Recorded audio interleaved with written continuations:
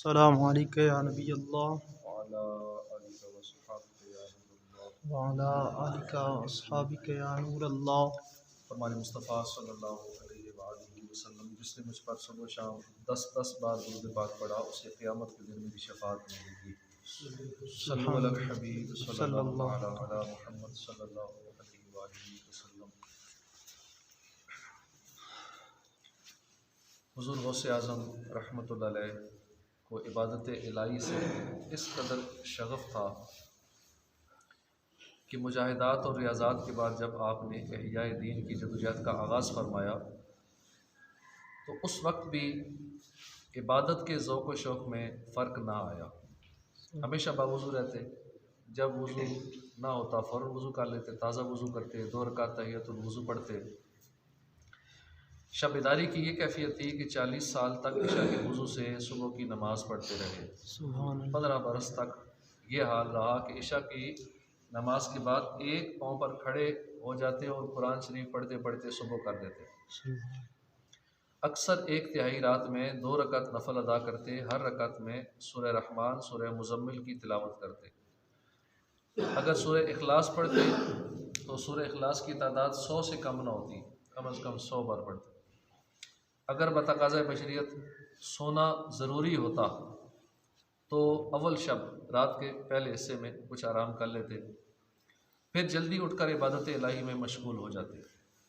Girls के आपकी रातें इबादत में, मुराक़बे में, मुशाहिदे में, याद इलाही में गुज़रती, नींद आपसे कोसों दूर रहती। ख़ुद फरमाते हैं कि मुझे दर्द इश्क नींद से माने है। रात के वक्त कभी दौलत कदा से बाहर तशरीफ़ ना लाते, चाहे खलीफा ही क्यों ना आ जाए मुलाकात के लिए। रोज़े कसरत से रखते थे, बाज़ औक़ात दरख्तों के पत्तों, जंगली बूटियों, गिरी पड़ी मुबाह चीज़ों से रोज़ा इफ्तार फरमाते। क़ाइमुल लैल साइमुन नहार रहना, यानी रात को बेदार रहना, दिन को रोज़े रखना, ये आपकी आदत बन चुकी थी। वाकई मोहब्बत इलाही जिसकी रग रग में समा चुकी हो और उसके दिल में मोहब्बत का समंदर जोश मार रहा हो, उसे भला नींद कैसे आ सकती है? जब गाफिल दुनिया नींद के मज़े ले रही होती है, उस वक्त खुदा से मोहब्बत रखने वाले क़याम, रुकू और सुजूद के ज़रिए अपने रब को राज़ी करते हैं और उसका क़ुर्ब हासिल करते हैं। ऐसे ही नेक लोगों के बारे में अल्लाह पाक ने फरमाया, ततजाफ़ा जुनूबुहुम अनिल मदाजिअ यदऊना रब्बहुम खौफ़न व तमअ। उनकी करवटें जुदा होती हैं ख़ाबगाहों से और अपने रब को पुकारते हैं, डरते और उम्मीद करते। ऐसा ही हाल गौस पाक का था कि आप अपनी रातें इबादत इलाही में गुजारा करते हैं। शेख अबू अब्दुल्ला मोहम्मद बिन अबी अल-फ़ता हरवी रहमतुल्लाह अलैह का बयान है कि मैं आपकी खिदमत में चंद रातें सोया। आपका ये हाल था कि एक तिहाई रात तक नफल पढ़ते और फिर जिक्र करते, फिर कुछ औरात करते रहते। मैंने अपनी आँखों से देखा कि कभी आपका जिस्म लागिर हो जाता, कभी फरबा, कभी मेरी निगाहों से गायब हो जाते, फिर वापस आ जाते, कुरान पढ़ते रहते, यहाँ तक कि रात का दूसरा हिस्सा गुजर जाता। सजदे बहुत तवील करते, अपने चेहरे को ज़मीन पर रगड़ते, तहज्जुद अदा फरमाते, मुराकबा मुशाहिदा में तुलूए फजर तक बैठे रहते, फिर नहायत इज्ज़ो न्याज और खुशू से दुआ मांगते। उस वक्त आपको ऐसा नूर ढांप लेता कि नज़रों से गायब हो जाते, यहाँ तक कि नमाज फ़जर के लिए खलवत कदे से बाहर निकलते। देखा आपने कि हुज़ूर गौसे पाक सारी सारी रात इखलास, इस्तिक़ामत के साथ इबादत रियाज़त करते, दिन में रोज़े रखते। काश हमें भी बुज़ुर्गान दीन के सदक़े इस्तिक़ामत के साथ इबादत की सआदत नसीब हो जाए। उमूमन हम लोग कुछ अरसा इबादत शुरू करते भी हैं, तिलावत, ज़िक्र व अज़कार, नवाफ़िल वग़ैरह, तो फिर छोड़ देते हैं, शैतान के मकर फ़रेब में आ जाते हैं, नेकियों से फिर दूर हो जाते हैं, फिर गुनाहों भरी ज़िंदगी में मशगूल हो जाते हैं। अगर हम इबादत पर इस्तिक़ामत चाहते हैं तो हमें हर वक्त अपने मकसद हयात को पेश नज़र रखना होगा। अल्लाह पाक ने हमें दुनिया में मुकर्रर वक्त के लिए भेजा है, उसके बाद फिर हमें मरना है। अफ़हसिबतुम अन्नमा खलक़नाकुम अबसन व अन्नकुम इलैना ला तुरजऊन। तो क्या ये समझते हो कि हमने तुम्हें बेकार बनाया और तुम्हें हमारी तरफ फिरना नहीं? इस आयत के तहत लिखा है कि क्या तुम्हें आखिरत में जज़ा के लिए उठना नहीं, बल्कि तुम्हें इबादत के लिए पैदा किया ताकि तुम पर इबादत लाजिम करें और आखिरत में तुम हमारी तरफ लौट कर आओ तो तुम्हें तुम्हारे अमाल की जज़ा दें। इंसान को अल्लाह ने अपनी इबादत के लिए, मार्फत के लिए पैदा फरमाया, मगर अफसोस हमने अपने मकसद हयात को बुलाकर दुनिया ही को सब कुछ समझ लिया और इसकी मोहब्बत में ऐसे गुम हुए कि हुकूकुल्लाह की बजावरी का ज़रा एहसास न रहा।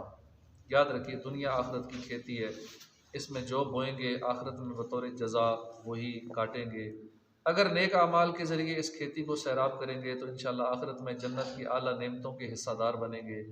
अगर अल्लाह की नाफरमानी करते हुए गुनाहों भरी ज़िंदगी बसर की तो अल्लाह की नाराज़ी की सूरत में अज़ाब नार के हकदार ठहरेंगे। लिहाजा हमें बक़द्र हाजत और अपने बाल बच्चों की ज़रूरत के मुताबिक ही माल कमाना चाहिए और ख़ुद को दुनिया में एक मुसाफिर तस्वर करना चाहिए कि जिस तरह मुसाफिर अपने सफ़र के लिए इंतहाई कलील सामान अपने साथ रखने की कोशिश करता है। जितना सामान कम हो सफ़र आसान होता है कि कहीं बोझ ज़्यादा अपने ऊपर लाद लेने की सूरत में वो बोझ बाइस तकलीफ़ ना साबित हो।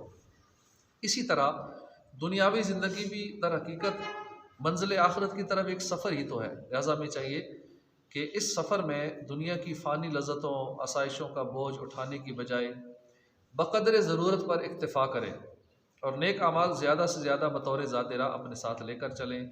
यकीनन खुशबख्त हैं वो लोग जो जन्नत की अवधी नेमतों को पेश नज़र रखते हुए दुनिया की आर्जी तकालीफ पर सब्र करते हैं, अमाल सालिहा की राह में आने वाली तमाम तर मुशक्क़तों को बर्दाश्त करते हुए अल्लाह के हुकूक़ अदा करते हैं। ऐसे खुश नसीबों को मुबारक हो कि अल्लाह उन्हें कसीर इनामात और इकरामात से नवाजता है, हर मुसीबत से उनकी हिफाजत फरमाता है और सबसे बढ़कर ये कि अल्लाह अपना कुर्ब अता फरमा देता है।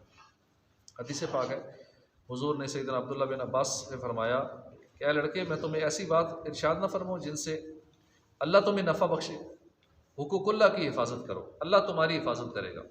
हुकूकुल्लाह की हिफाजत करो, अल्लाह को अपने सामने पाओगे, यानी तुम्हारे तमाम मामलात में अल्लाह की मदद शामिल हाल हो जाएगी, तुम्हारे सारे काम आसान हो जाएंगे।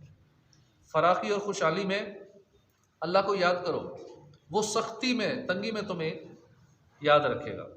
जब सवाल करो अल्लाह से करो, मदद मांगो अल्लाह से मांगो। क़यामत तक जो कुछ होने वाला है कलम ने लिख दिया है, कलम खुश्क भी हो चुका है लिख कर, और जो चीज़ अल्लाह ने तुम्हारा मुकद्दर नहीं फरमाई वो सब लोग मिलकर भी तुम्हें नहीं दे सकते, और जो मुकद्दर में लिख दिया गया सारे लोग कोशिश कर लें वो नहीं ले सकते। लिहाजा अल्लाह की रज़ा के लिए यकीन के साथ अमल करो और जान लो कि नागवार चीज़ पर सब्र करना बहुत ज़्यादा भलाई का काम है और मदद सब्र करने से हासिल होती है। वुसअत और कुशादगी तंगी के साथ होती है और हर तंगी के बाद आसानी है। मुश्किल है ख़त्म हो जाएगी, मुसीबत है, परेशानी है, बीमारी है, ये ख़त्म हो जाएगी। ये वक्त गुजर जाता है, अच्छा वक्त हो वो भी गुजर जाता है, बुरा वक्त हो, बीमारियों परेशानियों का वक्त हो वो भी गुजर जाता है। बस हमें सब्र के साथ गुजारना चाहिए। अल्लाह पाक उसका अजर अता फरमाता है। अल्लाह हमें तौफीक अता फरमाए अमल की। आमीन बिजाह नबी अमीन सल्लल्लाहु अलैहि वसल्लम।